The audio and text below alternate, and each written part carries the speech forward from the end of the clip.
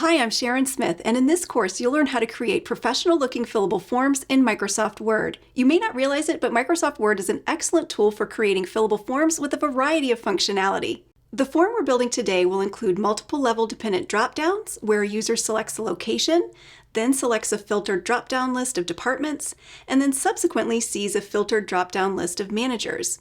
We'll also create conditional text to appear based on a user's drop-down selection, so that sections of our form can remain hidden until they're triggered to display. We'll cover how to create repeating form fields, so a user fills in a form field once and it can be repeated elsewhere in the document. We'll program required form fields so users can't bypass a required field. We'll review how to enforce field formatting like phone numbers, and how to program calculating form fields. Then we'll configure a submit button so users can email completed forms back to us as email attachments.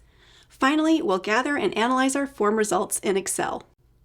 In this course, we'll be using the desktop app version of Word for Microsoft 365, and most people have this program readily available, so you won't need any other special software to get started.